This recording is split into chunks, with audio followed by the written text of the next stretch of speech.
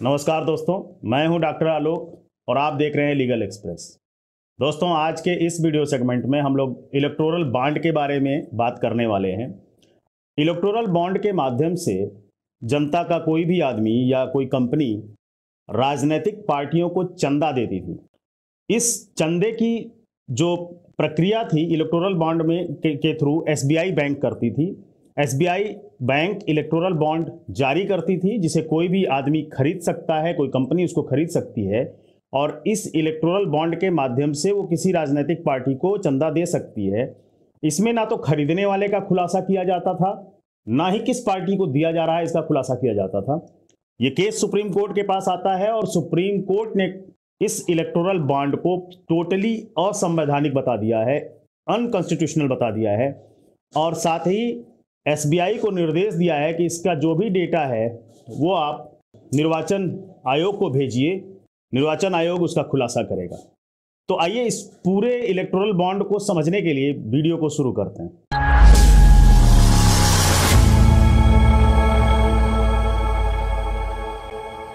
दोस्तों, अगर हम लोग इलेक्टोरल बॉन्ड या चुनावी बॉन्ड के बारे में बात करें तो चुनावी बॉन्ड या इलेक्टोरल बॉन्ड को हमारी भारत सरकार ने जारी किया था और 2018 से ये जारी है और इसके तहत कोई भी व्यक्ति या कोई कंपनी अपने मनपसंद दल को, मनपसंद राजनीतिक दल को चंदा दे सकता था।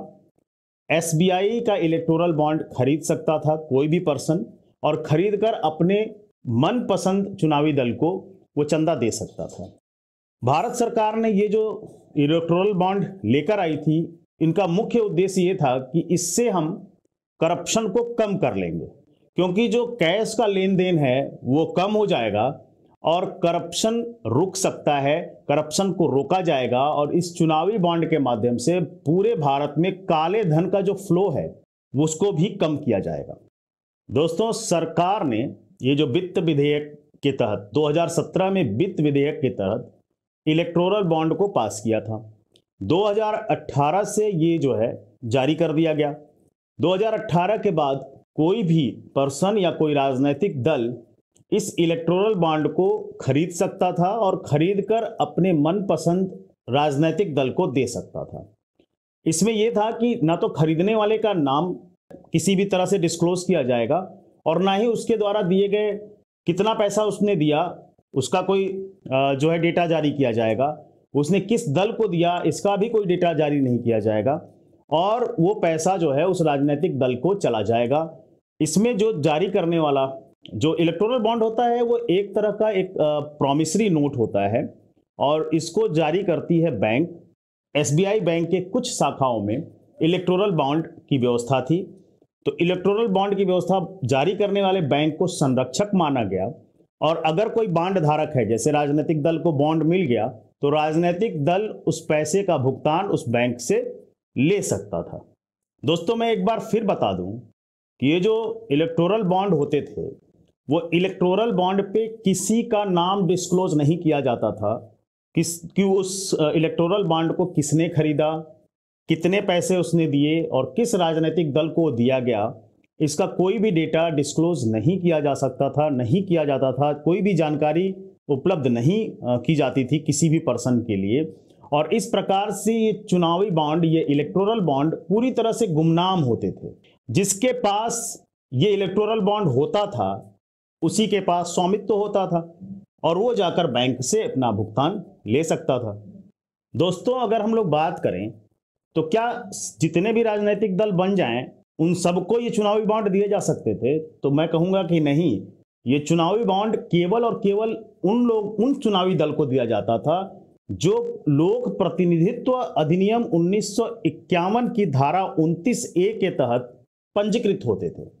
तो भारत देश में सारी राजनीतिक पार्टियां इस अधिनियम के तहत पंजीकृत नहीं है। जो पंजीकृत हैं केवल उन्हीं के लिए इलेक्टोरल बॉन्ड खरीदा जा सकता था और उन्हीं को इलेक्टोरल बॉन्ड दिया जा सकता था। दोस्तों, अगर क्वेश्चन ये कहा जाए कि ये चुनावी बॉन्ड या ये इलेक्टोरल बॉन्ड सिस्टम में लाया ही क्यों गया, सिस्टम में लाने का जो मुख्य उद्देश्य था, जो सरकार ने अपनी दलील पेश की कि इसको सिस्टम में इसलिए लाया गया क्योंकि दान तो राजनीतिक पार्टियों को आज से नहीं सैकड़ों वर्ष से मिल रहे हैं, लेकिन ये जो दान मिल रहे हैं इसमें कैश का लेन देन, जो काले धन का लेन देन बहुत ज़्यादा होता था, जिसको कम करने के लिए और इसमें पारदर्शिता लाने के लिए सरकार ने इलेक्टोरल बॉन्ड जारी किए कि अब किसी भी पार्टी को जो दान होगा, जो चंदा होगा, वो इलेक्टोरल बॉन्ड के माध्यम से होगा। इसमें दानदाताओं की पहचान को जो है गुमनाम रखा जाएगा, पूरी तरह से उनकी किसी भी बातों को डिस्क्लोज नहीं किया जाएगा, उनकी आइडेंटिटी को डिस्क्लोज नहीं किया जाएगा। तो एक तरह से सरकार का ये फैसला था कि सरकार पूरी तरह से इस इन चीज़ों को पूरी तरह से वो दानदाताओं का नाम डिस्क्लोज नहीं करना चाहती थी, लेकिन मेन मुद्दा ये था कि काले धन के फ्लो को, काले धन का जो बहाव हो रहा है, जो काला धन बाजार में चल रहा है, उस काले धन को कैसे कम किया जाए। तो काला धन कम करने के लिए इलेक्टोरल बॉन्ड के माध्यम से चंदा लेना और देना शुरू किया गया। दोस्तों, अगर हम ये क्वेश्चन देखें कि चुनावी बॉन्ड काम कैसे कर रहे हैं या ये इलेक्टोरल बॉन्ड कैसे काम करते थे, तो इसमें देखिए कि कोई भी व्यक्ति या कोई संस्था या कोई कंपनी जब एक इलेक्टोरल बॉन्ड को खरीदती थी तो उसको बैंक के द्वारा खरीदा जाएगा और इसकी जो लाइफ टाइम होती थी वो 15 दिन की होती थी। मतलब आपने अगर आज इलेक्टोरल बॉन्ड खरीद लिया, एसबीआई के कुछ ब्रांचेस से ये मिलता था, आपने आज इसको खरीद लिया तो 15 दिन की इसकी वैलिडिटी है। अब वो इलेक्टोरल बॉन्ड वो जिस पार्टी को चाहे, जो उसकी मनपसंद पार्टी हो, उस पार्टी को वो चंदा के रूप में दे देगा। अब जो राजनीतिक दल इसको पाएगा वो बैंक में अपने निर्दिष्ट खाते में, बैंक के एक निर्दिष्ट खाते में, एक स्पेसिफिक खाते में वो पैसा चाहे तो इलेक्टोरल बॉन्ड को जमा करके वो पैसा अपने खाते में ले सकता था। साथ ही राजनीतिक दल का ये भी दायित्व था कि उनको कुल कितना पैसा मिला चंदे के रूप में और उसको जो है उसकी जानकारी वो चुनाव आयोग को दे और उस पर कोई रिटर्न हो तो उसको भी दाखिल करें। दोस्तों, अगर इन इलेक्टोरल बॉन्ड के खरीदारी के बारे में बात करें तो ये खरीद के लिए कब उपलब्ध होते थे, तो दोस्तों ये जो है एसबीआई के कुछ ब्रांचेज में जनवरी, अप्रैल, जुलाई और अक्टूबर के महीनों में शुरुआत के 10 दिनों के लिए ये जारी किए जाते थे कि 10 दिन तक आप इसको खरीद सकते हो, जनवरी, अप्रैल, अक्टूबर और बीच में आपका जो है जुलाई। तो ये इन 4 महीनों में 10 दिनों के लिए दिया जाता था। केंद्र सरकार अगर चाहे तो जब चुनावी वर्ष आएगा तो वो 30 दिनों की अतिरिक्त जो है अवधि भी इसमें दे सकती थी। अब इसके दौरान अब इलेक्टोरल बॉन्ड आप खरीद सकते हो। अब इलेक्टोरल बॉन्ड मिनिमम आप कितने का खरीद सकते हो और मैक्सिमम कितने का खरीद सकते हो, तो मिनिमम इलेक्टोरल बॉन्ड 1000, फिर 10,000, 1 लाख, 10 लाख और 1 करोड़ के आप इलेक्टोरल बॉन्ड मौजूद हैं एसबीआई में, उसको खरीद सकते थे। और अगर आपको मान लीजिए 5,000 देने हैं तो आप पांच इलेक्टोरल बॉन्ड 1,000 के खरीद लीजिए। किसी को 50,000 देना है तो 10,000 10,000 के 5 इलेक्टोरल बॉन्ड खरीद लेगा। मतलब मल्टीपल आप करते जाइए। अगर आपको किसी पार्टी को 5 करोड़ चंदा देना है तो आप 1 करोड़ का इलेक्टोरल बॉन्ड 5 तो खरीद लेंगे। 5 खरीद देता था और वो 5 करोड़ रुपए जो है किसी भी पार्टी को दे सकता था। अब मैंने पहले भी कहा कि भारत का कोई भी नागरिक ये जो है इलेक्टोरल बॉन्ड खरीद सकता था, कोई भी संस्था इसको खरीद सकती थी या आदमियों का अगर ग्रुप है तो वो भी इसको खरीद सकता था, बशर्ते उनको खरीद के लिए अपनी केवाईसी उसमें देनी पड़ती थी। मतलब हर एक सीरियल नंबर पे ये बताया जाता था, उस इलेक्टोरल बॉन्ड का एक सीरियल नंबर होता है और उस सीरियल नंबर को किसने खरीदा उसके लिए केवाईसी जरूर देनी होती थी। तो केवाईसी का मतलब होता है know your customer. K means know, Y means your, C for customer. तो नो योर कस्टमर मतलब उसमें आपको डिटेल देना पड़ेगा और वो केवाईसी जो है आपकी आधार, आपके पैन कार्ड से लिंक होना चाहिए। तो उस खाते के तहत आप चुनावी बॉन्ड खरीद लीजिए और खरीद कर जिस पार्टी को आप देना चाहते थे आप दे सकते थे। दोस्तों, अगर हम बात करें कि ये चुनावी बॉन्ड एग्जैक्टली जो लॉ ये कहता है कि ये कौन कौन ये इलेक्टोरल बॉन्ड खरीद सकता था, तो कोई भी हिंदू अनडिवाइडेड फैमिली खरीद सकती थी, कोई कंपनी इसको खरीद सकता था, कोई इंडिविजुअल इसको खरीद सकता था, कोई फर्म इसको खरीद सकता था, अगर कोई एसोसिएशन ऑफ पर्सन है वो इसको खरीद सकता था, every other artificial juridical person जो होता है वो भी इसको खरीद सकता था, एनी ऑफिस इसको खरीद सकता था। तो ये सारे लोग इस चुनावी बॉन्ड को, इस इलेक्टोरल बॉन्ड को खरीद सकते थे और खरीद कर अपने मनपसंद पार्टी को दान दे सकते थे। दोस्तों, इसको खरीदने के लिए, इलेक्टोरल बॉन्ड को खरीदने के लिए किसी, जो भी इसको खरीदना चाहता हो, चाहे वो पर्सन हो, संस्था हो, कंपनी हो, ग्रुप ऑफ पर्सन हो, उसको क्या क्या दस्तावेज देने पड़ते थे। तो पहला दस्तावेज की एक आवेदन पत्र आपको देना पड़ेगा, पे इन स्लिप देना पड़ेगा, आपको नागरिकता प्रमाण पत्र भी देना पड़ेगा कि आप भारत के नागरिक हैं। तो भारत के नागरिक होने का आपके पास कोई प्रमाण हो, जैसे आपका आधार आपका प्रमाण है, आप दे सकते थे।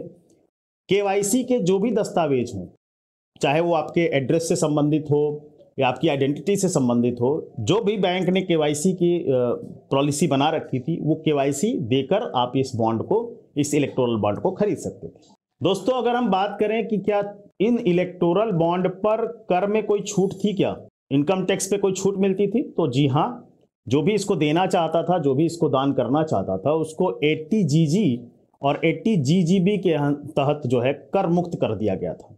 इस पे कोई कर उसको नहीं देना था। साथ ही जो राजनीतिक दल इसको प्राप्त करता था, उसको आयकर अधिनियम की धारा 13A के प्रावधानों के अनुसार दान प्राप्त करने का अधिकार था। दोस्तों, यहाँ आपकी स्क्रीन पे आपको मैं एक डेटा दिखा रहा हूँ, जिसमें आप देखेंगे कि इसमें 2017-18 वित्तीय वर्ष 2017-18 से लेकर 2022-23 तक जो टोटल जो रेवेन्यू मिला है, जो टोटल पैसा किसी राजनीतिक दल को मिला है, तो उसमें आप देखेंगे कि बीजेपी सबसे अग्रणी है। भारतीय जनता पार्टी को 6,566 करोड़ रुपए प्राप्त हुए हैं दान के माध्यम से। दूसरे नंबर पर आपको कांग्रेस दिख रही है, तीसरे नंबर पर टीएमसी दिख रही है, चौथे नंबर पर बीजेडी दिख रहा है, डीएमके दिख रहा है, आप यानी आम आदमी पार्टी को भी, एनआईसीपी, जेडी और अदर्स को भी इसमें मिला हुआ है, अदर पार्टीज को भी इसमें मिला हुआ है। ये डेटा जो है सुप्रीम कोर्ट के द्वारा हमें प्राप्त हुआ है, सुप्रीम कोर्ट इसका सोर्स है, आपको यहाँ दिख रहा है। तो ये टोटल अमाउंट 11,450 करोड़ का है, जिसको जो अब तक इलेक्टोरल बॉन्ड के माध्यम से मिला है। ठीक है, अब इसमें सबसे ज्यादा बीजेपी को मिला है, जिसको 57% फंड मिला है। टोटल जो दान किए गए हैं उसमें से 57% फंड भारतीय जनता पार्टी को मिला है। तो ये कोई बहुत ही अचंभित बात नहीं है, जिसकी भी रूलिंग गवर्नमेंट होती है उसको सबसे ज्यादा दान मिलता है, क्योंकि कंपनियां भाई चल रही हैं, और कंपनियां जब चल रही हैं तो कंपनी उसी सरकार को सपोर्ट करेगी, उसी पार्टी को सपोर्ट करेगी जिसकी सरकार होगी। दोस्तों, अब हम बात करते हैं केस के बारे में, सूट के बारे में, कि इस इलेक्टोरल बॉन्ड को खत्म कर दिया गया, तो इसके लिए सूट कौन फाइल किया? Association of democratic reform, ADR, ये एक संगठन है, जो संगठन एक्चुअली में चुनाव प्रक्रिया में पारदर्शिता लाने के लिए क्या क्या काम किए जा सकते हैं, उसके लिए ये काम करती है। तो इसने सुप्रीम कोर्ट में एक केस फाइल कर दिया कि इस इलेक्टोरल बॉन्ड की जांच होनी चाहिए। हमारी आम जनता को भी नहीं पता चल पा रहा है, या हमारी आम जनता जान नहीं पा रही है कि ये जो दान है वो कौन कर रहा है और किस पार्टी को कर रहा है, तो इसका भी खुलासा होना चाहिए। दूसरी तरफ चुनाव आयोग ने भी इसकी दलीलों को जो है सही माना, और उन्होंने भी कहा कि नहीं, इलेक्टोरल बॉन्ड के माध्यम से कौन कितना चंदा किस पार्टी को दे रहा है, इस बात का खुलासा होना चाहिए। अब एडीआर ने जो केस फाइल किया सुप्रीम कोर्ट के अंदर, तो एडीआर ने अपनी दलीलें पेश की। एडीआर ने सुप्रीम कोर्ट से कहा कि इससे तो हम किसी भी तरह से करप्शन को रोक नहीं पा रहे हैं, ना ही हम काले धन के फ्लो को रोक पा रहे हैं। पहले कोई भी कंपनी, एडीआर ने कहा सुप्रीम कोर्ट से, पहले कोई भी कंपनी अपने टोटल प्रॉफिट का केवल 7.5% ही दान दे सकती थी, जबकि इलेक्टोरल बॉन्ड आने के बाद इस लिमिट को भी हटा दिया गया।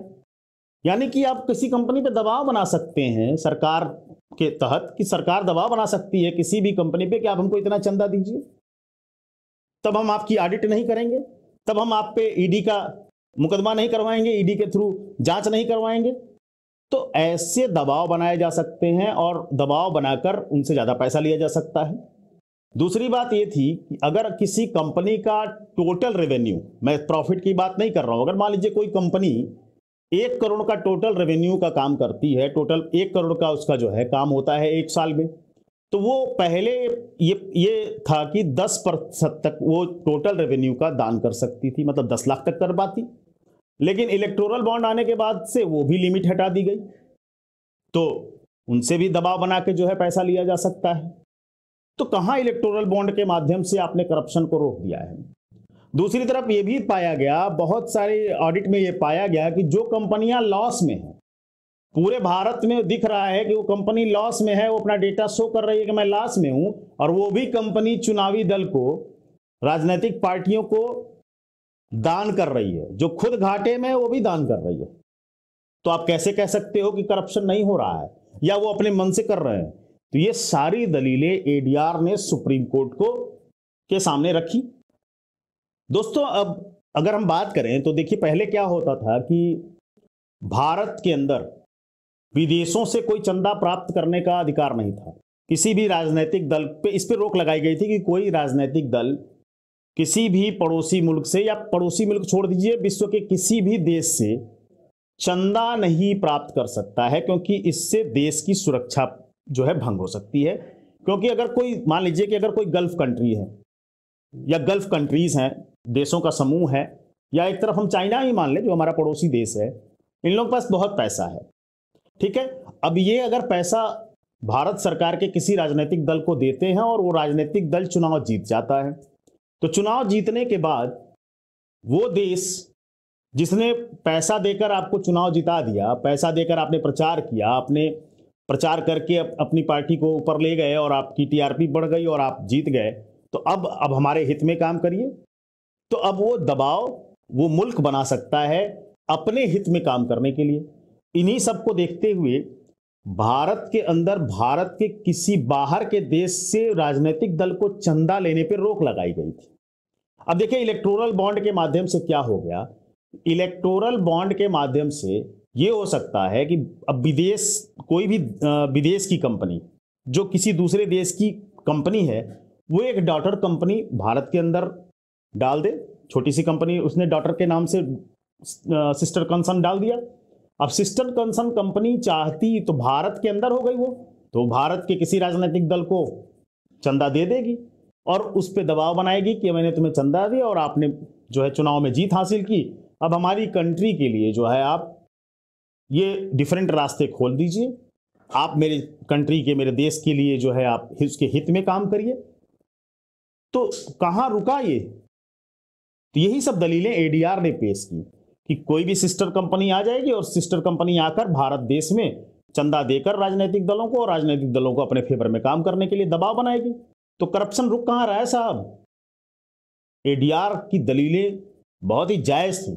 सुप्रीम कोर्ट की संवैधानिक पीठ, जो कि 5 जजों द्वारा बनाई गई और जिसमें खुद चीफ जस्टिस चंद्रचूड़ साहब भी थे, उनके सामने ये सारी दलीलें रखी गई कि इस इलेक्टोरल बॉन्ड से साहब कहीं करप्शन कम नहीं हो रहा है। और सरकार ने तो अब जो है इसके माध्यम से सरकार पूरी तरह से फ्री हो गई है इलेक्टोरल बॉन्ड के माध्यम से। सुप्रीम कोर्ट ने सरकार से पूछा कि आप इस इलेक्टोरल बॉन्ड को लेकर आए, लेकिन इस इलेक्टोरल बॉन्ड के माध्यम से करप्शन पे कमी तो नहीं हो रही है।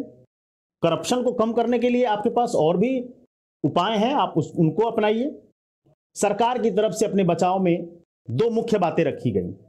एक रखा गया कि साहब जो इलेक्टोरल बॉन्ड हम लेकर आए हैं, पहली चीज तो ये कि प्राइवेसी की हम बात करते हैं कि अब इसके माध्यम से प्राइवेसी ये कि अगर कोई कंपनी जो है किसी राजनीतिक पार्टी को चंदा देती है और उसकी सरकार होती है, तो अगर इन बातों को आप खुलासा कर देंगे कि उसने दिया हमको, तो जब वो सरकार नहीं होगी, विरोधी सरकार बन जाएगी, तो उस कंपनी के लिए मुश्किलें बढ़ जाएंगी।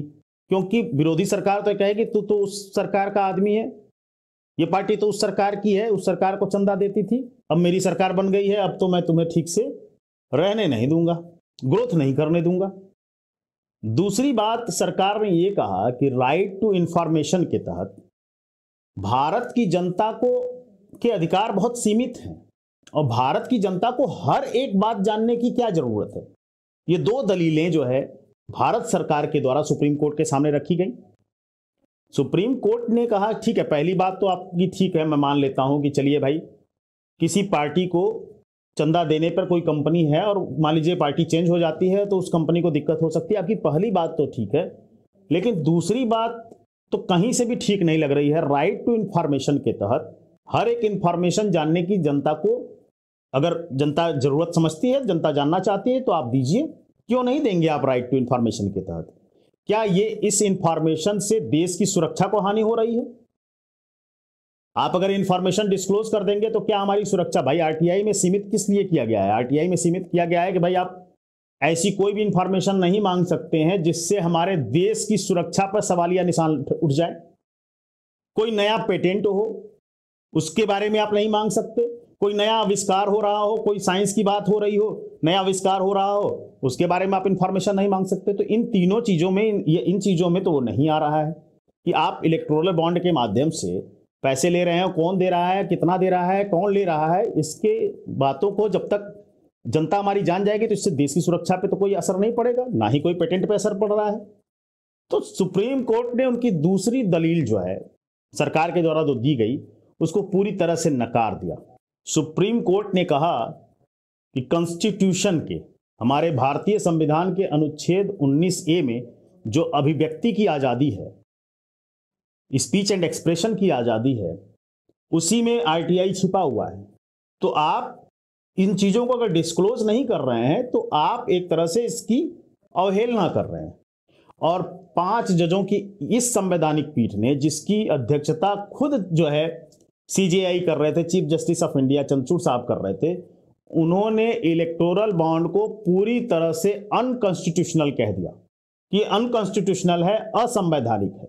दोस्तों, सुप्रीम कोर्ट ने अनकॉन्स्टिट्यूशनल के साथ साथ एसबीआई को हिदायत भी दी कि ये इलेक्टोरल बॉन्ड किसने खरीदा, कितना खरीदा, किसको दिया, ये सारा डेटा जो है आपको मैं एक समय देता हूं 3 हफ्ते का, और आप 13 मार्च तक ये सारी इंफॉर्मेशन चुनाव आयोग को, है ना, निर्वाचन आयोग को आप जो है ये सारी इंफॉर्मेशन दे दीजिए।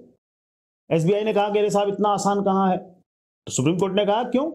आपने जब इलेक्टोरल बॉन्ड किसी को बेचा है तो आपके पास उसका केवाईसी का इंफॉर्मेशन है, उसका सीरियल नंबर है, आप वो सारा डाटा निकालिए और सारा डाटा निकालकर आप 13 मार्च तक निर्वाचन आयोग को सौंप दीजिए। निर्वाचन आयोग चाहे तो जो है उसको डिस्क्लोज कर दे, पूरी तरह से जनता के सामने रख दे। अब इसमें देखिए एक ट्विस्ट आता है, और 11 मार्च को एसबीआई सुप्रीम कोर्ट के सामने एक याचिका रखती है कि साहब ये पूरा काम करने में तो हमें बहुत समय लग जाएगा, हमें कुछ और समय दे दीजिए। सुप्रीम कोर्ट कहती है 3 हफ्ते में आपने क्या किया वो दिखाइए हमको, कि 3 हफ्ते का जो समय आपको दिया गया उसमें आपने किया क्या है। सुप्रीम कोर्ट ने उनकी याचिका को खारिज कर दिया और कहा कि आप 13 मार्च तक सारी इंफॉर्मेशन दे दीजिए। अब 13 मार्च को एसबीआई ने अपने हलफनामे में ये कहा कि साहब हमने ये पूरा डेटा डिस्क्लोज कर दिया है, पूरा डेटा जो है निर्वाचन आयोग को सौंप दिया है कि 12 अप्रैल 2019 से 15 फरवरी 2024 तक कुल कितने इलेक्टोरल बॉन्ड बेचे गए, कितने पैसे के बेचे गए, वो सारी इंफॉर्मेशन हमने जो है निर्वाचन आयोग को सौंप दिया है।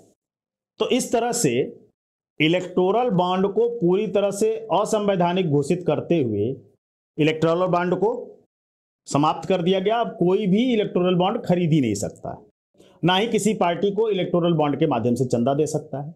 हाँ, अब तक कितना चंदा दिया गया, क्या डेटा है, वो सारा डेटा निर्वाचन आयोग के पास आ गया है। निर्वाचन आयोग उसका खुलासा कर देगा तो भारत की सारी जनता को पता चल जाएगा। अब इससे दिक्कत किसको होगी? दिक्कत होगी कुछ राजनीतिक पार्टियों को, उनकी किरकिरी थोड़ी बढ़ जाएगी। तो दोस्तों, मुझे उम्मीद है कि आपको ये वीडियो हमारा पसंद आया होगा, इलेक्टोरल बॉन्ड समझ में आया होगा। तो इसी के साथ विदा लेता हूं, धन्यवाद।